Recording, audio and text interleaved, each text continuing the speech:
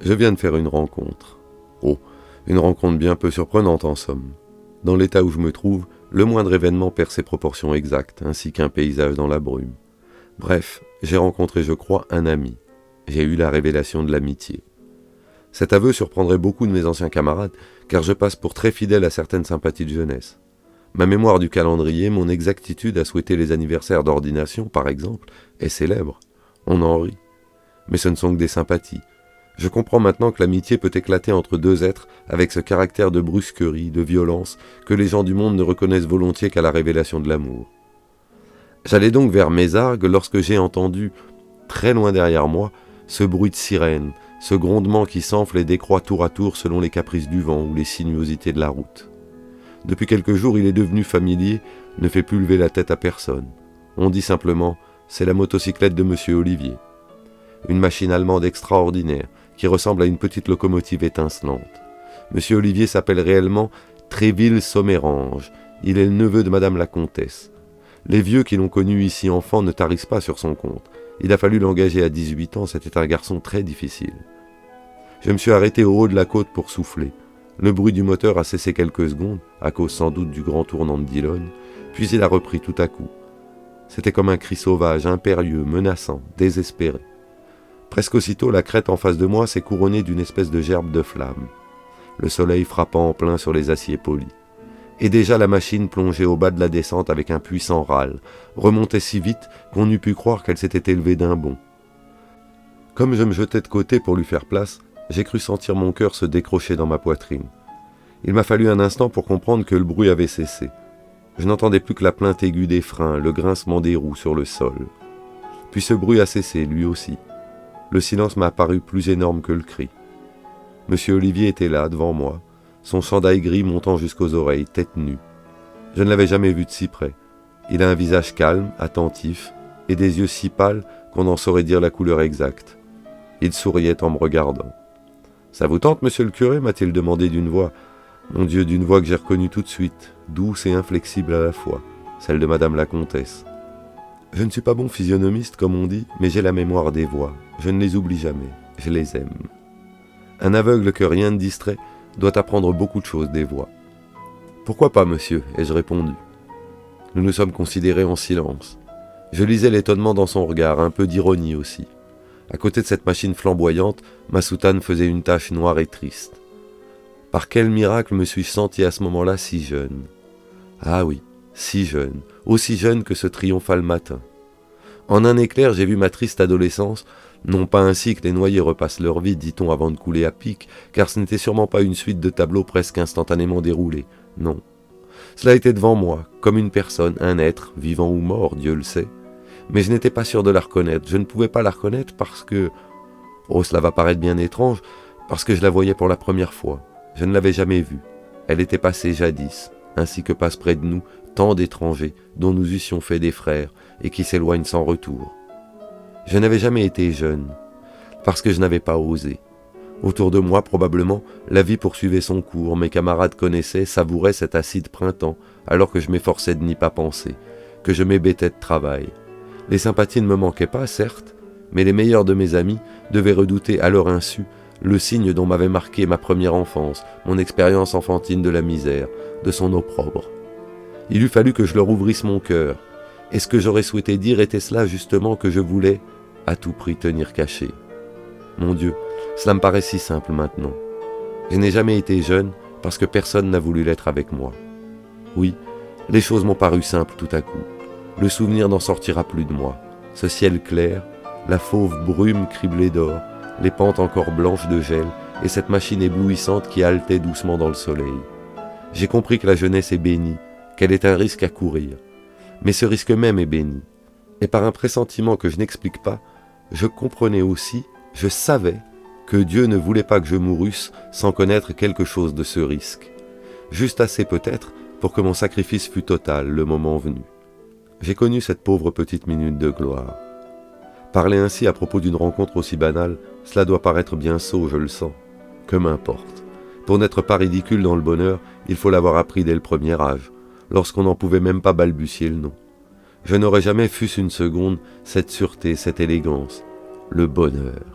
une sorte de fierté, d'allégresse, une espérance absurde, purement charnelle, la forme charnelle de l'espérance. Je crois que c'est ce qu'ils appellent le bonheur. Enfin, je me sentais jeune, réellement jeune, devant ce compagnon aussi jeune que moi. Nous étions jeunes tous les deux. « Où allez-vous, monsieur le curé ?»« À Mézargues. »« Vous n'êtes jamais monté là-dessus ?» J'ai éclaté de rire. Je me disais que 20 ans plus tôt, rien qu'à caresser de la main comme je le faisais, le long réservoir tout frémissant des lentes pulsations du moteur, je me serais évanoui de plaisir. Et pourtant, je ne me souvenais pas d'avoir enfant jamais osé seulement désirer posséder un de ces jouets, fabuleux pour les petits pauvres, un jouet mécanique, un jouet qui marche.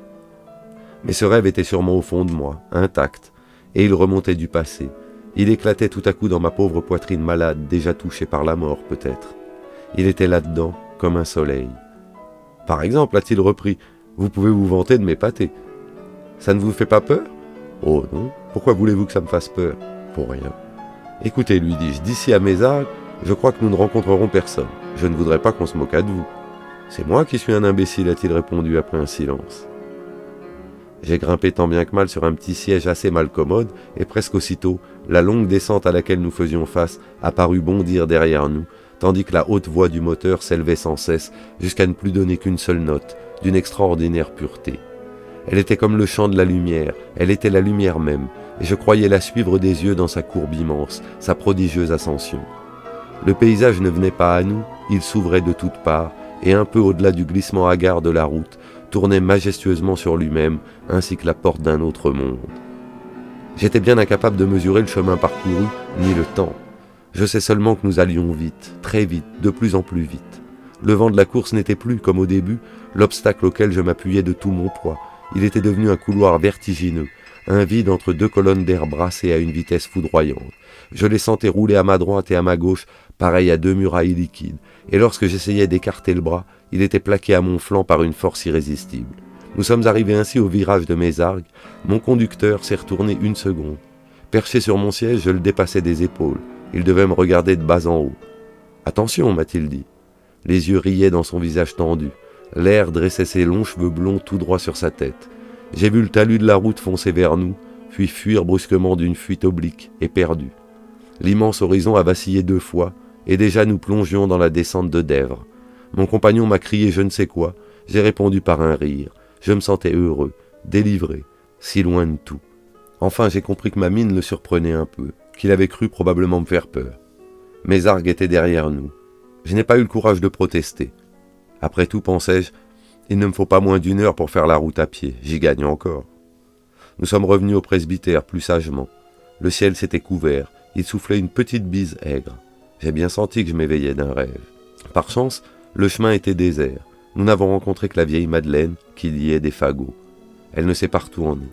Je croyais que M. Olivier allait pousser jusqu'au château, mais il m'a demandé gentiment la permission d'entrer. Je ne savais que lui dire. J'aurais donné Dieu sait quoi pour pouvoir le régaler un peu, car rien n'ôtera de la tête d'un paysan comme moi que le militaire a toujours faim et soif. Naturellement, je n'ai pas osé lui offrir de mon vin qui n'est plus qu'une tisane boueuse peu présentable. Mais nous avons allumé un grand feu de fagot et il a bourré sa pipe. Dommage que je parte demain, nous aurions pu recommencer. L'expérience me suffit, ai-je répondu. Les gens n'aimeraient pas trop voir leur curé courir sur les routes à la vitesse d'un train express. D'ailleurs, je pourrais me tuer. Vous avez peur de ça ? Oh non, enfin guère. Mais que penserait monseigneur ? Vous me plaisez beaucoup, m'a-t-il dit. Nous aurions été amis. Votre ami, moi ? Sûr. Et ce n'est pourtant pas faute d'en savoir long sur votre compte. La bande parle que de vous. Mal ? Plutôt. Ma cousine est enragée. Une vraie sommerange, celle-là. Que voulez-vous dire ? Eh bien, moi aussi, je suis sommerange. Avide et dur, jamais satisfait de rien, avec on ne sait quoi d'intraitable, qui doit être chez nous la part du diable, qui nous fait terriblement ennemis de nous-mêmes, au point que nos vertus ressemblent à nos vices, et que le bon Dieu lui-même aura du mal à distinguer des mauvais garçons les saints de la famille, si par hasard il en existe. La seule qualité qui nous soit commune est de craindre le sentiment comme la peste. Détestant de partager avec autrui nos plaisirs, nous avons du moins la loyauté de ne pas l'embarrasser de nos peines. C'est une qualité précieuse à l'heure de la mort, et la vérité m'oblige à dire que nous mourrons assez bien. Voilà, vous en savez désormais autant que moi. Tout ça ensemble fait des soldats passables. Malheureusement, le métier n'est pas encore ouvert aux femmes, en sorte que les femmes de chez nous, bigre. Ma pauvre tante leur avait trouvé une devise, tout ou rien. Je lui disais un jour que cette devise ne signifiait pas grand-chose à moins qu'on ne lui donnât le caractère d'un pari. Et ce pari-là, on ne peut le faire sérieusement qu'à l'heure de la mort, pas vrai? Personne des nôtres n'est revenu pour nous apprendre s'il a été tenu ou non et par qui. Je suis sûr que vous croyez en Dieu. Chez nous, m'a-t-il répondu, c'est une question qu'on ne pose pas. Nous croyons tous en Dieu, tous, jusqu'au pire. Les pires plus que les autres peut-être. Je pense que nous sommes trop orgueilleux pour accepter de faire le mal sans aucun risque. Il y a toujours un témoin à affronter, Dieu. Ces paroles auraient dû me déchirer le cœur, car il était facile de les interpréter comme autant de blasphèmes, et pourtant elles ne me causaient aucun trouble. Il n'est pas si mauvais d'affronter Dieu, lui dis-je. Cela force un homme à s'engager à fond, à engager à fond l'espérance, toute l'espérance dont il est capable. Seulement Dieu se détourne parfois. Il me fixait de ses yeux pâles. Mon oncle vous tient pour un sale petit curé de rien, et il prétend même que vous... Le sang m'a sauté au visage. Je pense que son opinion vous est indifférente. C'est le dernier des imbéciles. Quant à ma cousine, n'achevez pas, je vous en prie, ai-je dit. Je sentais mes yeux se remplir de larmes. Je ne pouvais pas grand-chose contre cette soudaine faiblesse, et ma terreur d'y céder, malgré moi, était telle qu'un frisson m'a pris. J'ai été m'accroupir au coin de la cheminée, dans les cendres. C'est la première fois que je vois ma cousine exprimer un sentiment avec cette... D'ordinaire, elle oppose à toute indiscrétion, même frivole, un front d'airain. Parlez-moi plutôt de moi. Oh, vous, n'était ce fourreau noir, vous ressemblez à n'importe lequel d'entre nous autres. J'ai vu ça au premier coup d'œil. Je ne comprenais pas, je ne comprends d'ailleurs pas encore. Vous ne voulez pas dire que... Ma foi si, je veux le dire, mais vous ignorez peut-être que je sers au régiment étranger. Au régiment? À la Légion, quoi. Le mot me dégoûte depuis que les romanciers l'ont mis à la mode. Voyons, un prêtre, ai-je balbutié. Des prêtres? Ça n'est pas les prêtres qui manquent là-bas. Tenez, l'ordonnance de mon commandant était un ancien curé du Poitou. Nous ne l'avons su qu'après. Après sa mort, parbleu. Et comment il est mort? Dame, sur un mulet de bas, ficelé comme un saucisson, il avait une balle dans le ventre. Ce n'est pas ce que je vous demande. Écoutez, je ne veux pas vous mentir. Les garçons aiment à crâner. Dans ce moment-là, ils ont 2 ou 3 formules qui ressemblent assez à ce que vous appelez des blasphèmes, soyons francs. Quelle horreur! Il se passait en moi quelque chose d'inexplicable. Dieu sait que je n'avais jamais beaucoup songé à ces hommes durs, à leur vocation terrible, mystérieuse, car pour tous ceux de ma génération, le nom de soldat n'évoque que l'image banale d'un civil mobilisé. Je me souviens de ces pères missionnaires qui nous arrivaient chargés de musettes et que nous revoyions le même soir déjà vêtus de velours, des paysans comme les autres. Et voilà que les paroles d'un inconnu éveillaient tout à coup en moi une curiosité inexprimable. Il y a blasphème et blasphème, poursuivait mon compagnon de sa voix tranquille, presque dure. Dans l'esprit des bons hommes, il prononçait bonhomme, c'est une manière de couper les ponts derrière eux. Ils en ont l'habitude. Je trouve ça idiot, mais pas sale. Hors la loi de ce monde, ils se mettent eux-mêmes hors la loi dans l'autre. Si le bon Dieu ne sauve pas les soldats, tous les soldats, parce que soldats, inutile d'insister. Un blasphème de plus pour faire bonne mesure, courir la même chance que les camarades, éviter l'acquittement à la minorité de faveur, quoi. Et puis couac, c'est toujours la même devise en somme. Tout ou rien, vous ne trouvez pas? Parions que vous-même... Moi? Oh, bien sûr, il y a une nuance. Cependant, si vous vouliez seulement vous regarder. Me regarder? Il n'a pu s'empêcher de rire. Nous avons ri ensemble, comme nous avions ri un moment plus tôt, là-bas, sur la route, dans le soleil. Je veux dire que si votre visage n'exprimait pas... Et s'est arrêté. Mais ses yeux pâles ne me déconcertaient plus. J'y lisais très bien sa pensée. L'habitude de la prière, je suppose, a-t-il repris. Dame, ce langage ne m'est pas trop familier. La prière, l'habitude de la prière, hélas, si vous saviez, je prie très mal. Il a trouvé une réponse étrange qui m'a fait beaucoup réfléchir depuis. L'habitude de la prière, cela signifie plutôt pour moi la préoccupation perpétuelle de la prière, une lutte, un effort. C'est la crainte incessante de la peur de la peur, qui modèle le visage de l'homme brave. Le vôtre, permettez-moi, semble usé par la prière. Cela fait penser à un très vieux missel, ou encore à ces figures effacées, tracées au burin sur les dalles des gisants. N'importe. Je crois qu'il ne faudrait pas grand-chose pour que ce visage fût celui d'un hors-la-loi, dans notre genre. D'ailleurs, mon oncle dit que vous manquez du sens de la vie sociale. Avouez-le, notre ordre n'est pas le leur. Je ne refuse pas leur ordre, ai-je répondu. Je lui reproche d'être sans amour. Nos garçons n'en savent pas si l'on vous. Ils croient Dieu solidaire d'une espèce de justice qu'ils méprisent, parce que c'est une justice sans honneur.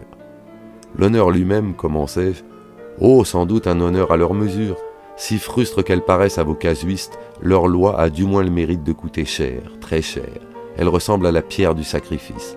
Rien qu'un caillou, à peine plus gros qu'un autre caillou, mais toute ruisselante du sang lustral. Bien entendu, notre cas n'est pas clair, et nous donnerions aux théologiens du fil à retordre si ces docteurs avaient le temps de s'occuper de nous. Reste qu'aucun d'eux n'oserait soutenir que, vivants ou morts, nous appartenions à ce monde sur lequel tombe à peine depuis 20 siècles la seule malédiction de l'Évangile. Car la loi du monde est le refus, et nous ne refusons rien, pas même notre peau, le plaisir, et nous demandons à la débauche que le repos et l'oubli, ainsi qu'à un autre sommeil, la soif de l'or, et la plupart d'entre nous ne possèdent même pas la défroque immatriculée dans laquelle on les met en terre. Convenez que cette pauvreté-là peut soutenir la comparaison avec celle de certains moines à la mode, spécialisés dans la prospection des âmes rares. « Écoutez, lui dis-je, il y a le soldat chrétien. » Ma voix tremblait comme elle tremble chaque fois qu'un signe indéfinissable m'avertit que, quoi que je fasse, mes paroles apporteront, selon que Dieu voudra, la consolation ou le scandale. « Le chevalier » a-t-il répondu avec un sourire. Au collège, les bons pères ne juraient encore que par son aume et sa targe, on nous donnait la chanson de Roland pour l'Iliade française. Évidemment, ces fameux prud'hommes n'étaient pas ce que pensent les demoiselles, mais quoi? Il faut les voir tels qu'ils se présentaient à l'ennemi, écu contre écu, coude à coude. Ils valaient ce que ça valait, la haute image à laquelle ils s'efforçaient de ressembler. Et cette image-là, ils ne l'ont empruntée à personne. Nos races avaient la chevalerie dans le sang. L'Église n'a eu qu'à bénir. Soldats, rien que soldats, voilà ce qu'ils furent. Le monde n'en a pas connu d'autres. Protecteurs de la cité, ils n'en étaient pas les serviteurs, ils traitaient d'égal à égal avec elle. La plus haute incarnation militaire du passé, celle du soldat laboureur de l'ancienne Rome, ils l'ont comme effacée de l'histoire. Oh, sans doute, ils n'étaient tous ni justes ni purs, ils n'en représentaient pas moins une justice, une sorte de justice, qui depuis les siècles des siècles hante la tristesse des misérables, ou parfois remplit leurs rêves. Car enfin la justice entre les mains des puissants n'est qu'un instrument de gouvernement comme les autres. Pourquoi l'appelle-t-on justice ? Disons plutôt l'injustice, mais calculée, efficace, basée tout entière sur l'expérience effroyable de la résistance du faible, de sa capacité de souffrance, d'humiliation et de malheur. L'injustice maintenue à l'exact degré de tension qu'il faut pour que tournent les rouages de l'immense machine à fabriquer les riches, sans que la chaudière n'éclate. Et voilà que le bruit a couru un jour par toute la terre chrétienne qu'allait surgir une sorte de gendarmerie du Seigneur Jésus. Un bruit qui court, ce n'est pas grand-chose, soit, mais tenez. Lorsqu'on réfléchit au succès fabuleux, ininterrompu, d'un livre comme le Don Quichotte, on est forcé de comprendre que si l'humanité n'a pas encore fini de se venger par le rire de son grand espoir déçu, c'est qu'elle l'avait porté longtemps, qu'il était entré bien profond. Redresseurs de tort, redresseurs de leurs mains de fer. Vous aurez beau dire, ces hommes-là frappaient à grands coups pesants, ils ont forcé à grands coups vos consciences. Aujourd'hui encore, des femmes paient très cher le droit de porter leur nom, leur pauvre nom de soldat. Et les naïves allégories dessinées jadis sur leurs écus par quelques clercs maladroits font rêver les maîtres opulents du charbon, de la houille ou de l'acier. Vous ne trouvez pas ça comique ? Non, lui dis-je. Moi si. C'est tellement drôle de penser que les gens du monde croient se reconnaître dans les hautes figures par-dessus 700 ans de domesticité, de paresse et d'adultère. Mais ils peuvent courir. Ces soldats-là n'appartenaient qu'à la chrétienté. La chrétienté n'appartient plus à personne. Il n'y aura plus jamais de chrétienté. Pourquoi ? Parce qu'il n'y a plus de soldats. Plus de soldats, plus de chrétienté. Oh, vous me direz que l'Église lui survit, que c'est le principal, bien sûr. Seulement il n'y aura plus de royaume temporel du Christ, c'est fini. L'espoir en est mort avec nous. Avec vous, m'écriai-je, ce ne sont pas les soldats qui manquent. Des soldats ? Appelez ça des militaires. Le dernier vrai soldat est mort le 30 mai 1431. Et c'est vous qui l'avez tué, vous autres. Pis que tué, condamné, retranché puis brûlé. Nous en avons fait aussi une sainte. Dites plutôt que Dieu l'a voulu. Et s'il l'a élevé si haut, ce soldat, c'est justement parce qu'il était le dernier. Le dernier d'une telle race ne pouvait être qu'un saint. Dieu a voulu encore qu'il fût une sainte. Il a respecté l'antique pacte de chevalerie. La vieille épée jamais rendue repose sur des genoux que le plus fier des nôtres ne peut qu'embrasser en pleurant. J'aime ça, vous savez, ce rappel discret du cri des tournois. Honneur aux dames. Il y a là de quoi faire loucher de rancune vos docteurs qui se méfient tant des personnes du sexe, hein ? La plaisanterie m'aurait fait rire car elle ressemble beaucoup à celle que j'ai entendue tant de fois au séminaire. Mais je voyais que son regard était triste, d'une tristesse que je connais. Et cette tristesse-là m'atteint comme au vif de l'âme. J'éprouve devant elle une sorte de timidité stupide, insupportable. Que reprochez-vous donc aux gens d'église ? Ai-je fini par dire bêtement. Moi ? Oh, pas grand-chose. De nous avoir laïcisés. La première vraie laïcisation a été celle du soldat, et elle ne date pas d'hier. Quand vous pleurnichez sur les excès du nationalisme, vous devriez vous souvenir que vous avez fait jadis risette aux légistes de la Renaissance qui mettaient le droit chrétien dans leur poche et reformaient patiemment sous votre nez, à votre barbe, l'État païen, celui qui ne connaît d'autre loi que celle de son propre salut, les impitoyables patries pleines d'avarice et d'orgueil. Écoutez, lui dis-je, je ne connais pas grand-chose à l'histoire, mais il me semble que l'anarchie féodale avait ses risques. Oui, sans doute. Vous n'avez pas voulu les courir. Vous avez laissé la chrétienté inachevée. Elle était trop lente à se faire, elle coûtait gros, rapportait peu. D'ailleurs, n'aviez-vous pas jadis construit vos basiliques avec les pierres des temples? Un nouveau droit, quand le code justinien restait comme à portée de la main? L'État contrôlant tout et l'Église contrôlant l'État. Cette formule élégante devait plaire à vos politiques. Seulement nous étions là, nous autres. Nous avions nos privilèges et par-dessus les frontières notre immense fraternité. Nous avions même nos cloîtres, des moines soldats. C'était de quoi réveiller les proconsuls dans leur tombe. Et vous non plus, vous ne vous faisiez pas fiers. L'honneur du soldat, vous comprenez, ça ne se prend pas au trébuchet des casuistes. Il n'y a qu'à lire le procès de Jeanne d'Arc. Sur la foi jurée à vos saintes, sur la fidélité au suzerain, sur la légitimité du roi de France, rapportez-vous-en à nous, disait-il, nous vous relevons de tout. Je ne veux être relevé de rien, s'écriait-elle. Alors nous allons vous damner. Elle aurait pu répondre, je serai donc damné avec mon serment, car notre loi était le serment. Vous aviez béni ce serment, mais c'est à lui que nous appartenions, pas à vous. N'importe, vous nous avez donné à l'État. L'État qui nous arme, nous habille et nous nourrit, prend aussi notre conscience en charge. Défense de juger, défense même de comprendre. Et vos théologiens approuvent, comme de juste. Ils nous concèdent avec une grimace la permission de tuer n'importe où, n'importe comment, de tuer par ordre, comme au bourreau. Défenseurs du sol, nous réprimons aussi l'émeute, et lorsque l'émeute a vaincu, nous la servons à son tour. Dispense de fidélité. À ce régime-là, nous sommes devenus des militaires, et si parfaitement militaires que, dans une démocratie accoutumée à toutes les servilités, celle des généraux ministres réussit à scandaliser les avocats. Si exactement, si parfaitement militaire, qu'un homme de grande race comme Lyautey a toujours repoussé ce nom infamant. Et d'ailleurs, il n'y aura bientôt plus de militaires. De 7 à 60 ans, tous. Tous quoi, au juste? L'armée même devient un mot vide de sens lorsque les peuples se jettent les uns sur les autres. Les tribus d'Afrique, quoi. Des tribus de 100 millions d'hommes. Et le théologien, de plus en plus dégoûté, continuera de signer des dispenses, des formules imprimées, je suppose, rédigées par les rédacteurs du ministère de la Conscience nationale. Mais où s'arrêteront-ils entre nous, vos théologiens? Les meilleurs tueurs demain tueront sans risque, à 30 000 pieds au-dessus du sol, n'importe quelle saleté d'ingénieur bien au chaud dans ses pantoufles, entouré d'ouvriers spécialistes, n'aura qu'à tourner un bouton pour assassiner une ville, et reviendra dardard avec la seule crainte de rater son dîner. Évidemment, personne ne donnera à cet employé le nom de soldat. Mérite-t-il même celui de militaire? Et vous autres qui refusiez la Terre Sainte aux pauvres cabotins du XVIIe siècle, comment l'enterrerez-vous? Notre profession est-elle donc tellement avilie que nous ne puissions absolument plus répondre d'un seul de nos actes, que nous partagions l'affreuse innocence de nos mécaniques d'acier? Allons donc. Le pauvre diable qui bouscule sa bonne amie sur la mousse un soir de printemps est tenu par vous en état de péché mortel, et le tueur de ville, alors que les gosses qu'il vient d'empoisonner achèveront de vomir leurs poumons dans le giron de leur mère, n'aura qu'à changer de culotte et ira donner le pain béni. Farceur que vous êtes. Inutile de faire semblant de traiter avec les Césars. La cité antique est morte, elle est morte comme ses dieux. Et les dieux protecteurs de la cité moderne, on les connaît, ils dînent en ville et s'appellent des banquiers. Rédigez autant de concordats que vous voudrez.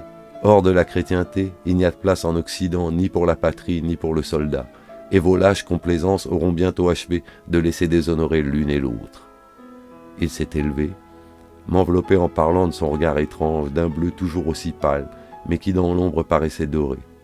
Il achetait rageusement sa cigarette dans les cendres. « Moi je m'en fous », a-t-il repris, « je serais tué avant. » Chacune de ces paroles m'avait remué jusqu'au fond du cœur.